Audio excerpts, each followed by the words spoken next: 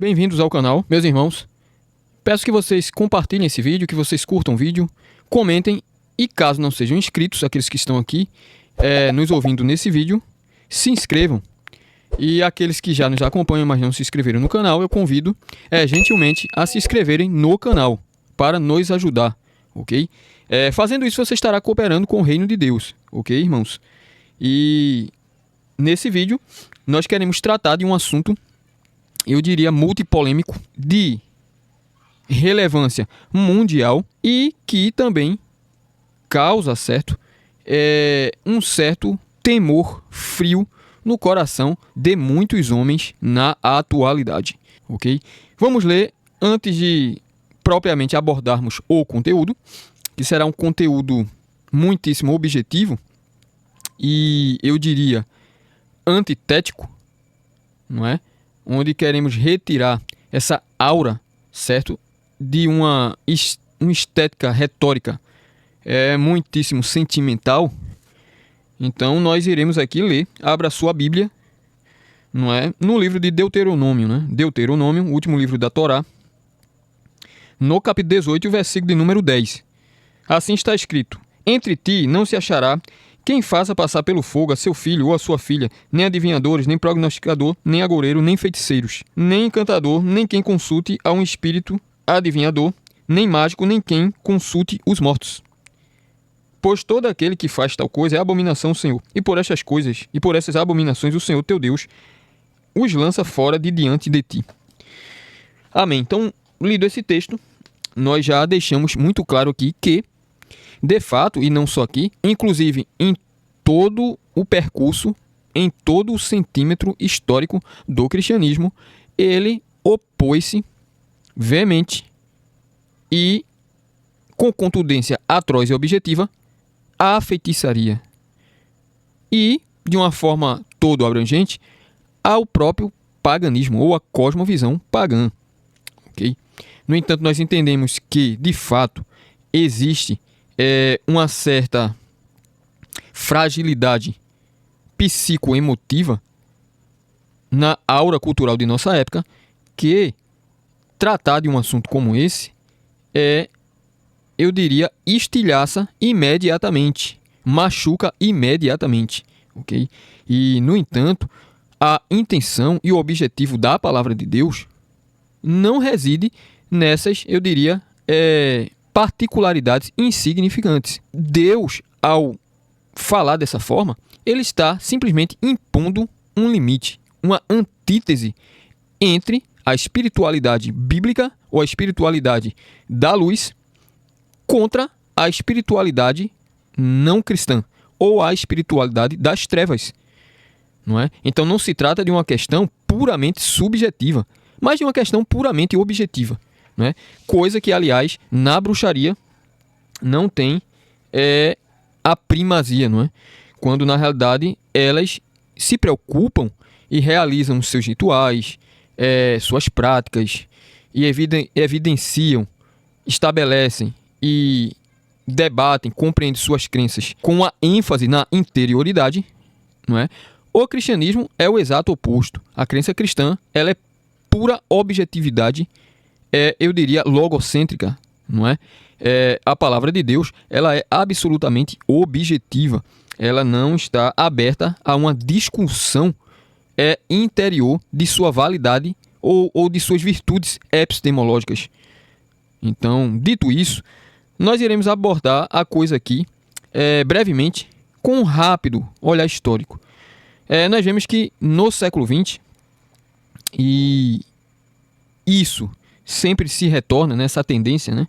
Ou seja, sempre no limiar de um colapso civilizatório, as forças do paganismo e, como é conhecido, esse cisma, né? Ou essa corruptela profunda do paganismo, no caso da contemporaneidade, né, chamada de ocultismo, ressurge com força total. Então nós vemos claramente na educação, na moda, na arte, no cinema, no entretenimento, no casamento, sobretudo, e inclusive, e eu diria mais grave ainda, no ministério eclesiástico, o resgate da autoridade, da voz de Circe, da voz das musas e da voz das deusas, o que se chama de divino feminino, ganhar uma influência tácita, encantadora, esteticamente tranquilizadora e, no entanto, com um furor anticristão extremamente atroz, onde não se admite que a palavra de Deus simplesmente elimine toda e qualquer possibilidade de, por exemplo, o pastorado feminino.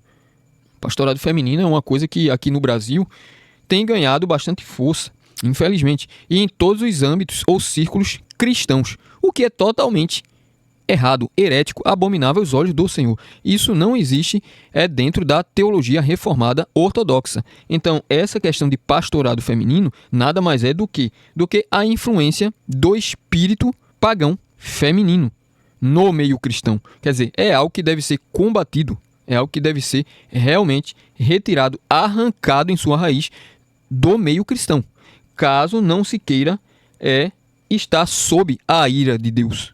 Sob a ira de Deus. Porque o Deus cristão, ele é um Deus que se ira, certo? Ainda que essa ideia ou a doutrina da ira de Deus desagrade a vasta maioria da humanidade, no entanto, ela permanece sendo verdade desde sempre, e essa verdade ela é absolutamente incontornável, imutável e objetiva. Quer dizer, não depende da minha ou da sua opinião. Então, de fato, o pastorado feminino desagrada e atrai a ira de Deus objetivamente e permanentemente. Então, o pastorado feminino nada mais é do que simplesmente um recuo em combater a influência da autoridade feminina nos assuntos da autoridade ministerial e da teologia do cristianismo. É algo totalmente abominável e inadmissível. Isso não pode ocorrer, de fato, numa igreja que professa o nome de Cristo e que afirma crer na palavra de Deus. Toda igreja, toda denominação que aceita o pastorado feminino está sob a ira de Deus. Não importa quem seja, não importa quem financie, não importa quem apoie e não importa quem traga argumentos contra essa questão. Simplesmente não é uma questão aberta. Não é uma questão aberta, é uma questão da fé cristã bíblica que somente na segunda metade do século XIX que ocorre na igreja, né? E aqui nós iremos falar dessa questão do avanço do feminismo como consequência da influência da bruxaria. Realmente e de fato isso é uma realidade e nós queremos nos localizar aqui no Brasil. Então nós vemos que em toda a parte onde o feminismo tem voz, a bruxaria está por trás em sua pedagogia, certo? Cultural e intelectual. Isso é um fato. Então, essa questão do feminismo, ela é sim uma questão muito ruim. Ela é uma questão perigosa.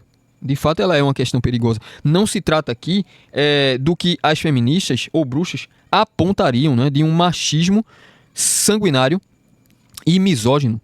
Mas se trata aqui, certo, de um estabelecimento bíblico e histórico que é o patriarcado. O patriarcado foi a posição que sustentou o Ocidente. E, curiosamente, até hoje sustenta o Ocidente.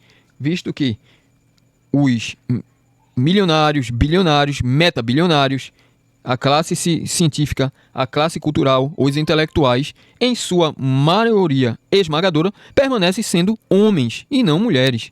Homens e não mulheres. Então, isso aqui é uma constatação friamente objetiva, não a minha opinião. Então, de fato, não há muito o que debater quanto a isso. O grande problema é que existe uma pressão psicoemocional, uma fragilidade psicoemocional na aura cultural de nossa época quanto a essa questão.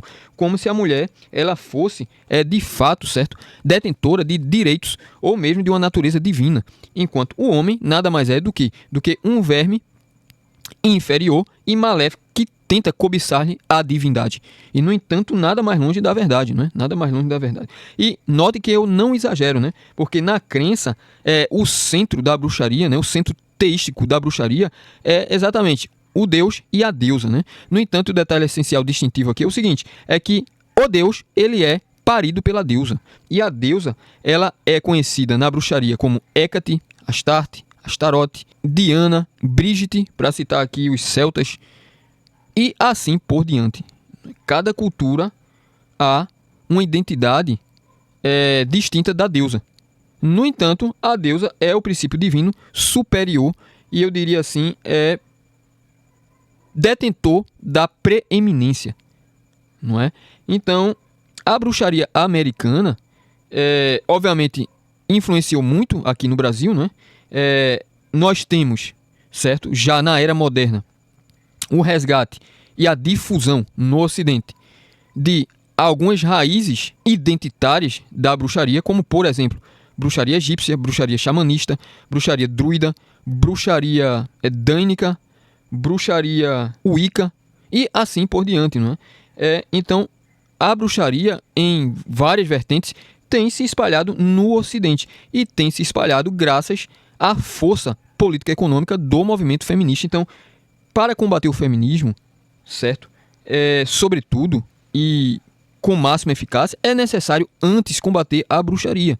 Né? Então é necessário entender que existe uma força espiritual, né? Existe uma força espiritual, de fato. Então, a bruxaria, certo? Em sua crença teísta, resume-se exatamente a isso, né? Quer dizer, existe um politeísmo e há também a crença das bruxas, certo? Assim como é natural de todo o paganismo, a ideia da centelha divina, né? Ou a divindade interior. Então, a divindade interior é aquilo que é de extrema importância para as bruxas, né? Quer dizer, essa divindade interior, ela dirige, certo? A definição e a crença na divindade exterior. Ou seja, é o inverso do cristianismo, né? O peso de autoridade dogmática reside na interioridade divina e não na exterioridade divina. Percebe? O que é algo extremamente perigoso. Por quê? Porque o ser humano imerge em si próprio, né? E fecha os olhos para a realidade que é totalmente objetiva, né? Queremos ler aqui um trecho da obra do teólogo protestante Peter Jones, Bruxaria Global, não é? Para continuar aqui a nossa rápida reflexão, nosso breve olhar para esse fenômeno, né, mundial da bruxaria, certo? E citar aqui antes disso o seguinte, que, por exemplo, no Brasil, já em 1591, nós temos um caso, né, de deportação e de algumas punições, né, não letais contra uma bruxa chamada Maria Gonçalves Cajada. Ela veio de Portugal e nessa época, certo, de acordo com Gilmara Cruz, né, a autora, certo, é o seguinte, no Brasil, no século XVI, a maior quantidade de bruxas vinha de Portugal para o Brasil. Não é? Vinha de Portugal para o Brasil. E essa bruxa foi o primeiro caso famoso, né, de uma atuação mais firme da Inquisição católico-romana no país. Então veja que temos registro já no século XVI da proliferação da bruxaria no nosso país. Não é? No nosso país. E recentemente, há 4 anos atrás, né, não tão recentemente, foi inaugurado aqui no Brasil, em São Paulo, o primeiro museu de bruxaria. Então, além da ABB, que é a Associação Brasileira de Bruxaria, temos também um museu da bruxaria. E, imediatamente, eu admito o seguinte, se o Brasil fosse de fato um país cristão, isso não seria sequer discutido. E alguém pode objetar da seguinte maneira, né? Mas vivemos num Estado laico e assim por diante, etc. e tal, né? Ora, isso é uma idiotia completa, dado que não existe uma política laica, não existe uma constituição laica e não existe mais ainda, certo? Um político laico. A política, ela é controlada pela religião desde sempre. Por exemplo, basta ver em Jean-Pierre Vernant a obra Mitopolítica, onde ele vai mostrar exatamente o que a própria palavra de Deus já ensina, né? Quer dizer, o homem possui uma potência, um impulso natural para o poder, colocado pelo próprio Deus. Então, a política, ela é sim imersa na religião e é regida pela religião. Então, é comum nós termos, por exemplo, em diversos países do Oriente Médio, países islâmicos, como a Arábia Saudita, como o Paquistão e assim por diante. Então, nós temos países que são islâmicos. Temos países na Índia, por exemplo, a Índia e mais alguns países, não é, que eu esqueço agora, que são hindus. A pergunta é, estas são religiões tradicionais? Sim, de fato. Eu pergunto, o cristianismo é uma religião? Sim, de fato. É uma religião tradicional? Sim.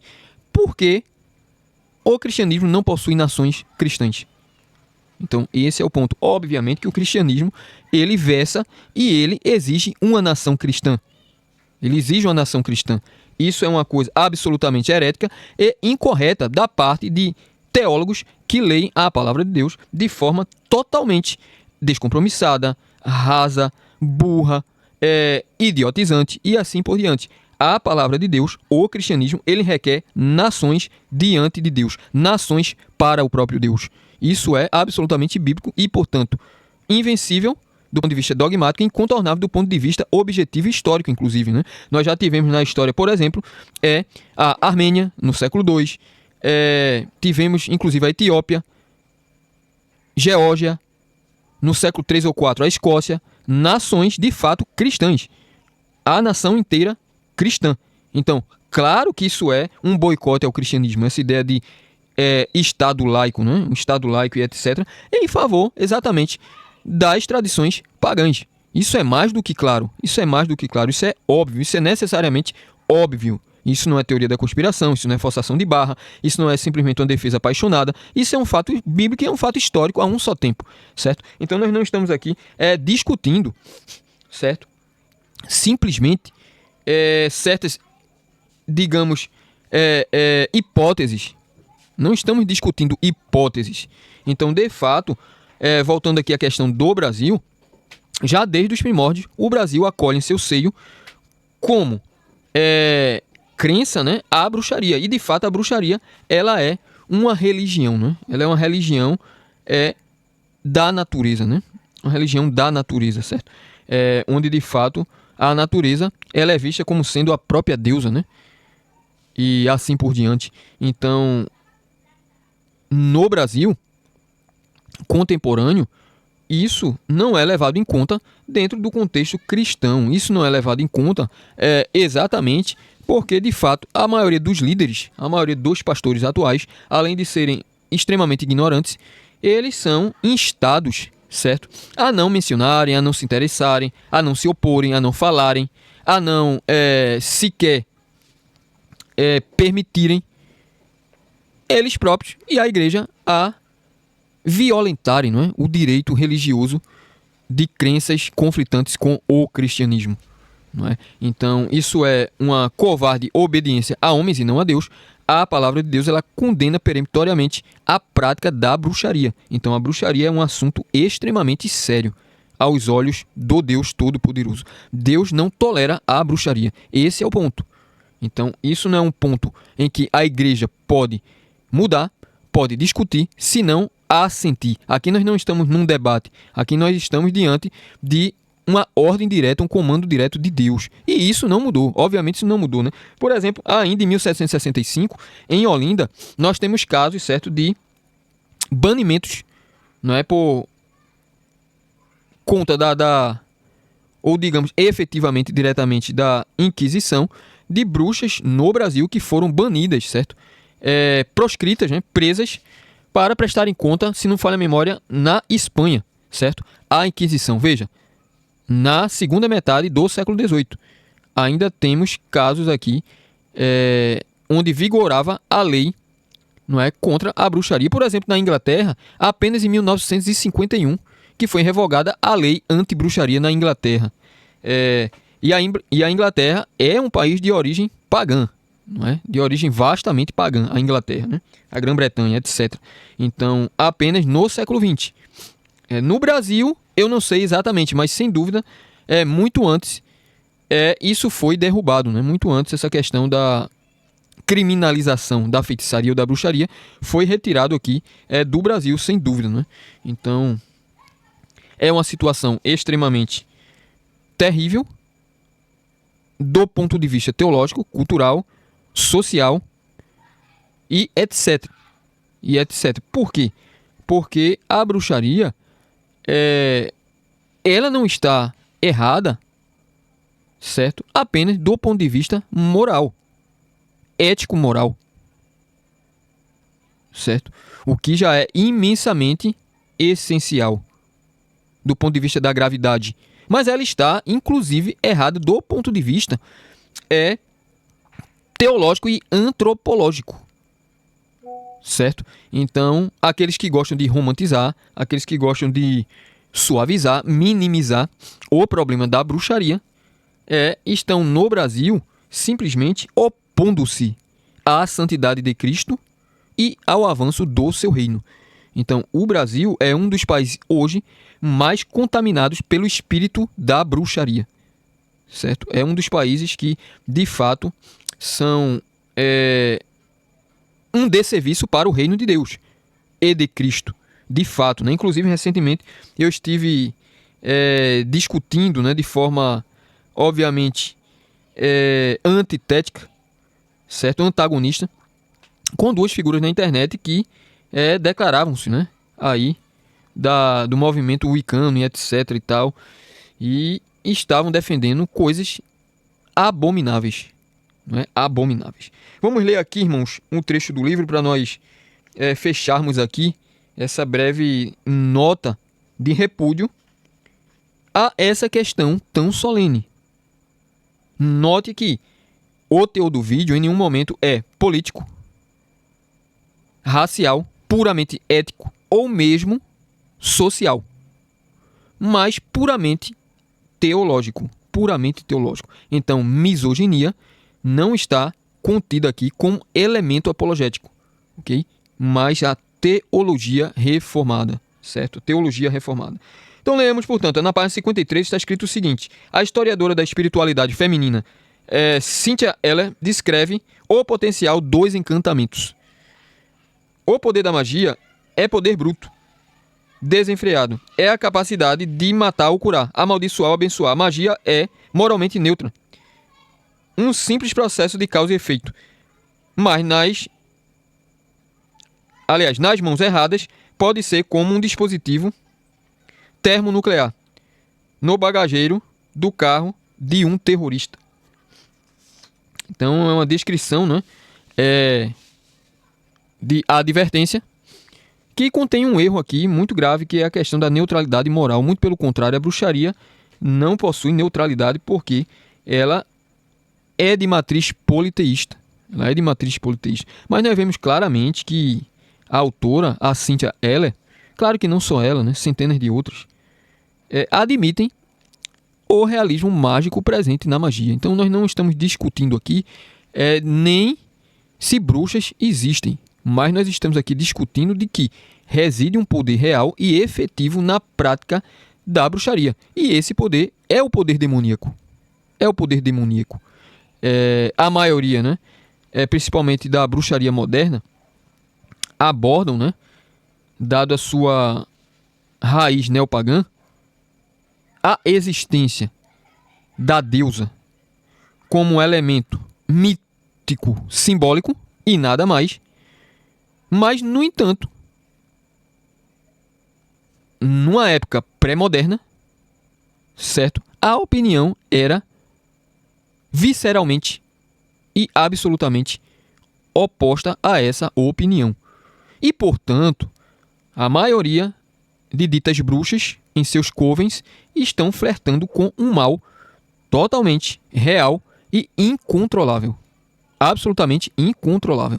E isso não é um exagero, isso é fato histórico. E nós temos aqui, perto de nós, no século XX, né, o exemplo aí, por exemplo, na Sicília, certo? Ali na Itália, onde o mago inglês Aleister Crowley realiza um ritual e, em decorrência, né, de algum tempo ali, inclusive pessoas morrem, sendo este expulso pelo ditador, né, o condottiere Benito Mussolini, que foi o líder fascista à época. Não é? Essa comunidade se chamava Abadia de Telemann, certo? E foi fundada em 1920 e coisas terríveis aconteceram ali. Não é? Coisas terríveis aconteceram ali. Então, note que o fato é que a história ocidental está imersa, certo? Nessa cultura mágica que hoje, de forma idiotizante e totalmente ridícula, se expressa pura e simplesmente pela fragilidade e pela necessidade infantil e doentia de entretenimento. Então, ocorre que a expressão vai pura e simplesmente para a literatura popular, cinema, etc, etc, etc. Mas o fundo atrás dessas coisas esconde uma realidade muitíssimo brutal e seríssima. Seríssima, com a qual o brasileiro atual, principalmente, não tem qualquer força psicológica para lidar. Infelizmente, esse é o caso. Esse é o caso. Então, eu recomendo esse livro, irmãos, que Deus abençoe. Eu espero que esse vídeo tenha esclarecido, né, algumas dúvidas quanto à questão, né, da malignidade da bruxaria para os senhores, e que vocês possam, certo, abrir os olhos nas suas igrejas quanto a essa questão. Eu repito aqui mais uma vez, uma igreja que possui pastoras, presbíteras, etc, etc, está sob o poder da bruxaria e não sob o poder de Cristo. Esse é o ponto. E isso aqui é irredutível, né? Que é a opinião bíblica, e a minha mente está cativa apenas ao texto bíblico e não à cultura atual. Eu não dou a mínima para a opinião atual. A opinião atual acerca desse assunto é absolutamente insignificante. Porque a palavra de Deus, ela é infalível, né? A palavra de Deus, ela não está submissa à autoridade racional do homem. O homem é criatura e Deus é criador. O homem é servo e Deus é senhor. Então que Deus abençoe e brevemente nos veremos novamente aqui no canal.